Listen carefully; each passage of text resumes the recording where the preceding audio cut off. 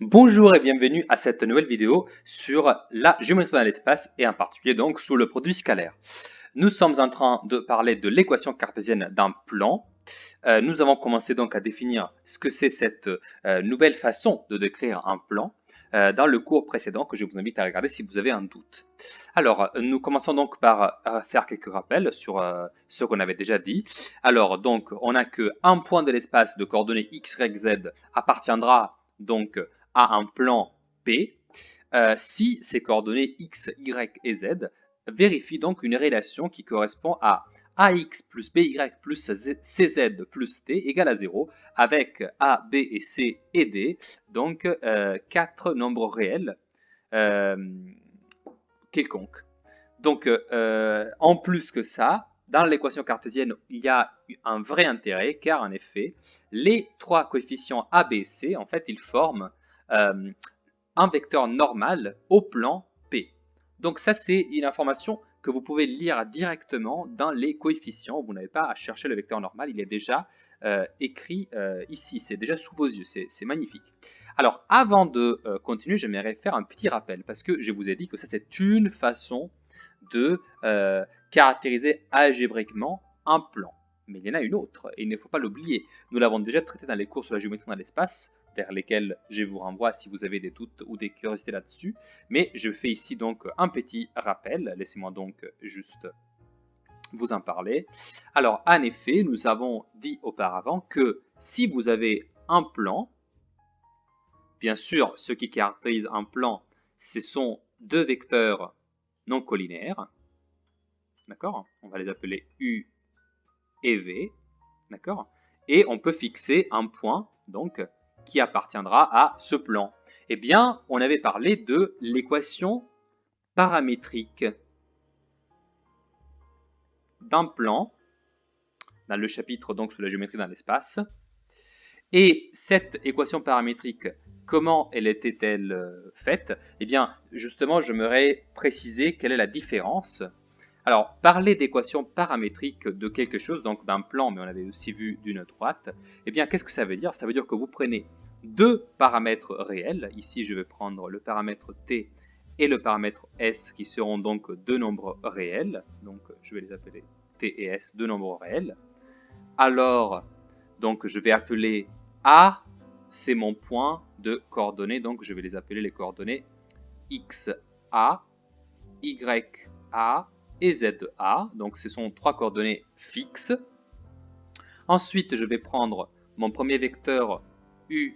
Eh bien, ça, je vais appeler donc ces coordonnées les coordonnées u1, u2, u3. Comme ça, c'est ces trois coordonnées à lui. Et pour v, donc le vecteur v, je vais appeler donc ces trois coordonnées à lui, v1, v2 et v3. Vous voyez, ma fantaisie, elle est très limitée. Et donc, avec ces éléments, je peux donc déterminer l'équation paramétrique d'un plan et il s'agit de l'équation suivante. Alors, on dit du coup que x, y et z, eh bien, ces trois coordonnées donc d'un point qui appartient un point M, disons, générique, qui va appartenir à ce plan, eh bien, on va les trouver comment? On va simplement prendre xa, ya, za, et on va y additionner t fois le vecteur u, donc u1, u2, u3. On va y additionner également s fois le vecteur v, donc v1, v2, v3. Alors, tout ce qui est coloré dans cette équation paramétrique d'un plan, attention, ce sont des valeurs numériques. Ici, je vous mets U1, U2, U3, V1, V2, V3, XA, YA, ZA, parce que je suis en pleine généralité, et donc je ne veux pas vous faire un exemple, mais je veux juste vous donner justement la généralité absolue. Et ensuite, T et S, ce sont des valeurs numériques qui, eux, peuvent varier. Donc, T et S, ce sont mes variables, d'accord? C'est important de le remarquer. Et x et y, z, ce sont donc les valeurs que j'obtiens à partir de la combinaison des autres valeurs qui sont écrites à la droite. D'accord? Donc ça, c'est l'équation paramétrique d'un plan. Ce que vous devez comprendre, c'est que dans l'équation paramétrique d'un plan, vous trouvez les valeurs de x, y et z à partir de toutes les autres. D'accord? Au départ, vous ne le savez pas. D'accord? X, y, z, ce sont les valeurs que vous trouvez. Par exemple, si vous avez tous les éléments en main et vous voulez trouver un point qui habite ce plan P, eh bien vous pouvez prendre S égale à 1 par exemple et T égale à moins 4 et calculer du coup les coordonnées d'un nouveau point qui appartiendra à ce plan. Dans l'équation cartésienne d'un plan que nous avons donc commencé à utiliser depuis peu, ce n'est pas ça l'idée. L'idée c'est que si vous avez un point M de coordonnées X, Y, Z, alors ces trois coordonnées-là, elles vont vérifier notre belle équation. D'accord? Ce n'est pas la même chose.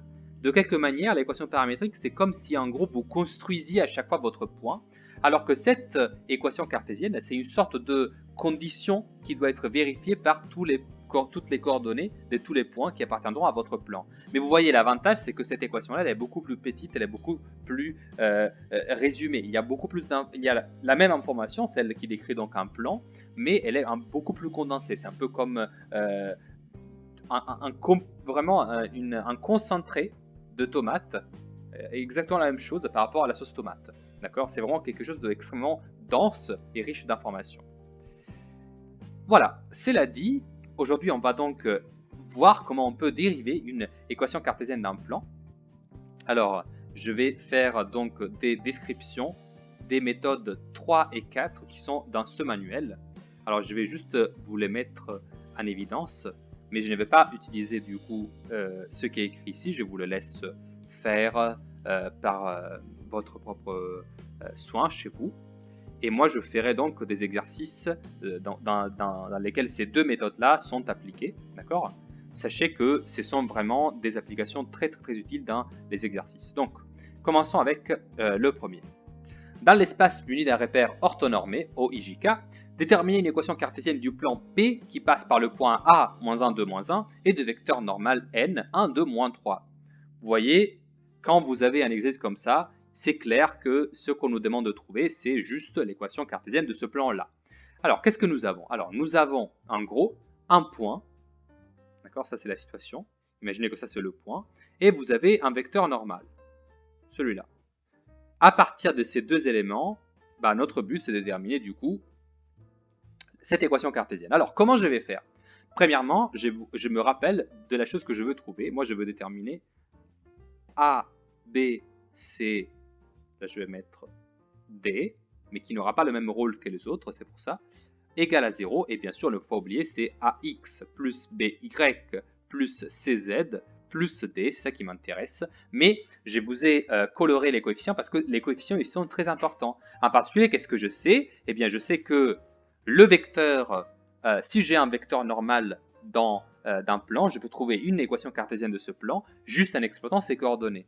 Et en particulier, je sais que ici, je dispose, moi, d'un vecteur normal à ce plan qui a comme coordonnées 1, 2 et -3.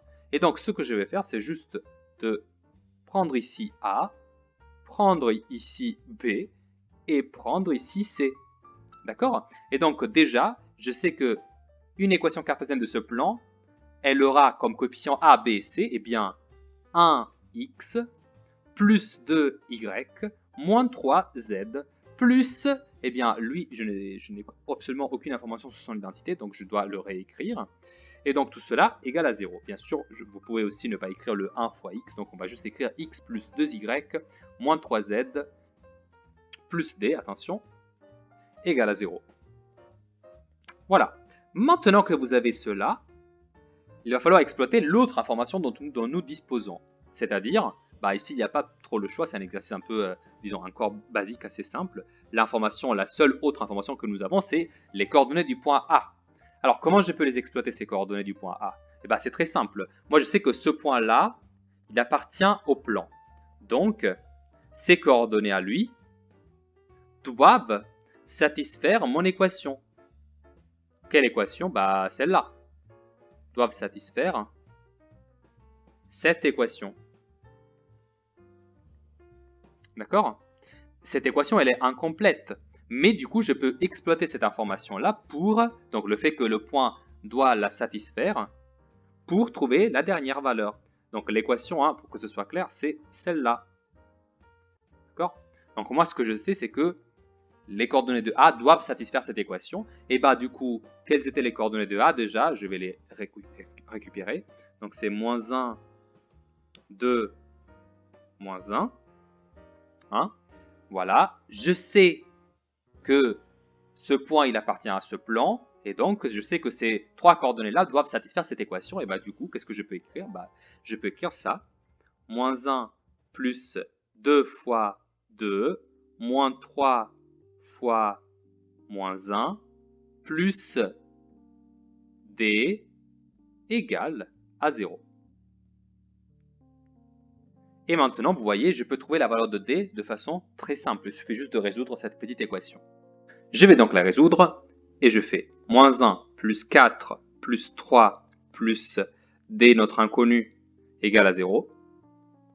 Et maintenant, j'effectue les opérations et vous allez voir, ça va être très rapide. Moins 1 plus 4 plus 3, ça fait juste 6. Et donc, j'ai 6 plus D égale à 0. Et donc, maintenant, je trouve D juste en prenant mon joli 6 et en le portant de l'autre côté. Et donc, je trouve que D est égal à moins 6, tout simplement. Et alors, je peux en déduire que mon plan P, il a comme équation, alors c'était X, je la reprends du dernier passage, donc juste je complète avec D. Donc j'ai X plus 2Y moins 3Z moins 6 égale à 0. Tac. Voilà donc une équation cartésienne qui respecte, donc, tel que tous les points qui appartiennent à ce plan respectent cette équation. Voilà. Ok, maintenant, un autre exemple. On va donc le lire d'abord. On a dans l'espace donc muni d'un repère orthonormé OIJK, on considère cette fois-ci 3 points, donc de coordonnées A, B et C. Voilà. Déterminer une équation cartésienne du plan ABC s'il existe. Attention à ce s'il existe. Alors pourquoi il dit s'il existe? Parce que déjà, les 3 points, ils pourraient être alignés. Alors du coup, la première chose qu'il faut vérifier, c'est qu'ils ne sont pas alignés. Donc déjà, essayons de nous faire un petit dessin pour visualiser mieux les choses. Vous avez un plan, d'accord, qui du coup est composé, défini par ces 3 points. Donc vous imaginez qu'on les place A, B et C. Peut-être qu'ils ne sont pas placés ainsi, hein, c'est juste pour vous donner une représentation de ce qu'on va devoir faire. Et donc ce que je vous propose de faire, c'est de déjà vérifier qu'ils ne sont pas alignés. Et donc, je vais me mettre à calculer les deux vecteurs CA et CB. D'accord? Je vais calculer leurs coordonnées et vérifier qu'ils ne sont pas collinéaires, ces deux vecteurs-là. Très bien. Je commence tout de suite. Pour calculer CA, c'est très simple. Il y a toujours les 3 soustractions à faire. Et donc, j'ai les coordonnées du point A, donc moins 1 et 1, auquel j'ai soustrait les coordonnées du point C. Donc, c'est 0, 1 et 1. Et je trouve comme coordonnées moins 1, moins 2, 0. Ensuite, je fais CB et CB, donc il y a 3 soustractions encore une fois. Je commence par les coordonnées du point B, cette fois-ci 1, 2, moins 1. J'ajusterai les coordonnées du point C, 0, 1, 1, et je trouve 1, 1 et moins 2. Très bien. Pour vérifier que ces deux vecteurs-là ne sont pas collinéaires, je vais effectuer toujours la technique donc des divisions coordonnées par coordonnées et du fait de vérifier que je vais obtenir 3 valeurs différentes ou dans tous les cas pas toujours la même valeur. Voilà. Donc je fais moins 1 divisé par 1 et ça fait visiblement moins 1. Je fais moins 2 divisé par 1 égale à moins 2. Et déjà je peux m'arrêter parce que j'ai déjà trouvé 2 valeurs différentes. Mais bon, supposons que je vais être vraiment très précis, je fais 0 divisé par moins 2, je trouve encore une troisième valeur différente parce que ça fait 0. Et donc ici, hein, encore une fois, j'ai divisé les bleus entre eux, j'ai divisé les verts entre eux, et j'ai divisé les jaunes entre eux. D'accord? Très bien, donc ils ne sont pas collinaires. Donc, ils ne sont pas collinaires. Super, donc maintenant je peux parler vraiment avec sans remords de conscience, hein, du plan ABC. Donc je donnais à ce plan cette représentation et je vais donc continuer à travailler avec celle-là. Maintenant, ce qu'on cherche, en fait, c'est une équation cartésienne. Et du coup, comme vous avez vu, ce qui m'importe le plus dans une équation cartésienne d'un plan, en fait, c'est, vous l'aurez, je pense, déjà deviné, c'est le vecteur normal. Parce qu'une fois que j'ai le vecteur normal, donc celui qui est situé comme ça, par exemple, dès que j'ai un vecteur normal à ce plan, eh bien, j'ai gagné. Parce que je sais que après, j'aurai les trois coefficients ABC. Après, pour trouver D, j'utiliserai un point qui lui appartient, comme j'ai fait tout à l'heure avec l'autre exemple. Donc voilà, ce sera vite fait. Donc ici, je vais vous faire remarquer, le vecteur normal, il doit être du coup orthogonal avec CA et CB. Et en fait, c'est justement cette dernière propriété-là que je vais exploiter. C'est-à-dire, moi, je ne connais pas les coordonnées de mon vecteur n. Alors, disons que je les appelle A, B et C. Parce que de toute façon, je sais que les trois coefficients qui m'intéresseront seront les coefficients A, B et C. Et du coup, je me dis, ok, moi je sais que n scalaire CA, donc moins 1, moins 2, 0, d'accord, le vecteur que vous voyez là-haut en haut à droite, ça doit faire 0. D'accord, parce que je veux que le vecteur soit normal. Et ensuite, je veux également que ce vecteur-là, il soit normal avec, donc, il soit orthogonal, pardon, avec CB. Et donc, ici, je dois mettre 1, 1 et moins 2. Et ça aussi, ça doit faire 0. Et donc, je vais chercher des valeurs, trois valeurs numériques A, B et C, telles que si je fais ces deux produits scalaires-là, je dois obtenir 0. Alors, laissez-moi vous montrer comment ça se passe. Alors déjà, à la place d'écrire n, je vais écrire les trois coordonnées que je ne connais pas. Voilà, c'est des valeurs inconnues, A, B et C. Et là aussi également, A, B et C. C'est les mêmes valeurs A, B et C. Alors, avec la première, je trouve moins A, parce que je fais moins 1 fois A. Puis je fais moins 2 fois B, donc ça fait moins 2B. Et puis je fais C fois 0, donc je trouve 0.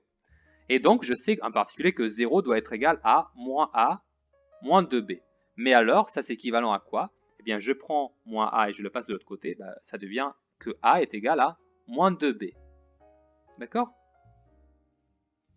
Mais si A est égal à moins 2B, alors, dans le deuxième produit scalaire juste là, à la place d'écrire A, je sais que si je veux avoir l'espoir que le premier produit scalaire il soit égal à 0, il faut que A soit égal à moins 2B.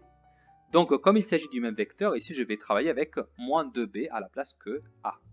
Et donc, j'effectue le produit scalaire et je trouve moins 2B fois 1, donc ça fait moins 2B, B fois 1, donc ça fait plus B, et ensuite il y a C fois moins 2, donc ça fait moins 2C. Et maintenant je regarde cette équation-là, d'accord? Je la regarde et qu'est-ce que je trouve? Je trouve si et seulement si, du coup, alors 0 égale moins 2B plus B, ça fait moins B, moins 2C. Voilà. Et donc, je vais cette fois-ci isoler moins 2C. D'accord? Donc, je prends moins 2C, je le porte de l'autre côté et je trouve 2C, du coup, parce qu'il change de signe, égale à moins B. Autrement dit, C égale à moins B divisé par 2. D'accord? Donc, c'est vraiment celle-là, la dernière, qui m'intéresse. À chaque fois, c'est des si et seulement si, c'est des équivalences, bien sûr. Dont je déduis, du coup, que si C doit être égal à moins B sur 2, il est devenu comment mon vecteur normal? Eh bien, il est devenu moins 2B, B qui lui n'a pas changé, et moins B sur 2. D'accord? Et donc, ça veut dire que tous les vecteurs qui auront cette forme très particulière, ils vont marcher comme vecteur normal. Mais moi, je ne veux pas des vecteurs avec un paramètre B. Et du coup, j'ai fait un choix. J'ai choisi une valeur de B qui me plaît beaucoup. Donc, je choisis B, et je prends une valeur simple. Je peux prendre par exemple B égale à 1. Mais ce n'est pas obligatoire, attention, ce n'est pas obligatoire. Mais je choisis, moi, de prendre B égale à 1 parce que c'est très simple. Et donc, je trouve qu'un vecteur normal, parce que vous vous rappelez, tous les multiples d'un vecteur normal, ils sont tous encore normaux au même plan. Et donc, si je choisis B égale à 1, je trouve moins 2, 1, et moins 0,5. Et ça, et ben ça c'est un vecteur normal à notre plan. Si ça ne vous plaît pas b égale à 1, il n'y a aucun problème. Regardez, si je choisis b égale à 2, ben, je vais trouver un autre vecteur normal. Ça va toujours marcher. Et notre vecteur normal, ce serait dans ce cas-là, donc ici j'ai b égale à 1, laissez-moi ici vous faire b égale à 2, ben ici je trouverai par exemple moins 4, 2, et là je trouverai moins 1. Peut-être que vous allez préférer celui-là parce que, vous voyez, il n'y a pas de nombre avec la virgule. Je ne sais pas. L'important, c'est que vous fassiez un choix et que vous preniez. Après, vous choisissez celui-là et vous ne le bougez plus. Donc, moi, je vais prendre peut-être effectivement ce deuxième parce que les valeurs sont entières et j'aime bien cela. Et donc, je vais pouvoir affirmer que l'équation cartésienne, elle doit s'écrire comme. Alors, je vous rappelle, c'était l'équation cartésienne toujours ax plus by plus cz plus t égale à 0, et ben du coup, maintenant je peux écrire moins 4x plus 2y moins 1, donc z, donc ça fait moins z, plus d, toujours mon inconnu, égale à 0. Et maintenant, bon, c'est très simple du coup, il faut juste que je prenne un point que je sais appartenir à mon plan. Donc par exemple, je pourrais prendre encore une fois le point C qui a des coordonnées très simples. C, il a comme coordonnées, je vous rappelle, 0, 1, 1. Et utiliser son appartenance au plan pour trouver quel est le paramètre bleu clair D. D'accord. Et enfin, trouver mon équation du plan. Donc je fais ça rapidement. C'est très simple du coup. Je vais prendre x égale à 0, donc ça fait 0 ici, plus 2 fois 1, donc ça fait 2, moins 1, donc ça fait 1, donc ça va faire complètement 2 moins 1, ça fait 1, plus du coup d, tout cela égale à 0, et bah du coup c'est très simple, je trouve 1 plus d égale à 0, et donc d égale à moins 1. Donc je peux conclure mon exercice en disant que cette équation du plan, ce sera moins 4x plus 2y moins z moins 1 égale à 0. Et encore une fois, vous avez trouvé une équation cartésienne, car il y en a une infinité. Voilà, je vous remercie beaucoup pour l'attention que vous avez voulu porter à cette vidéo et je vous dis à bientôt pour une prochaine vidéo.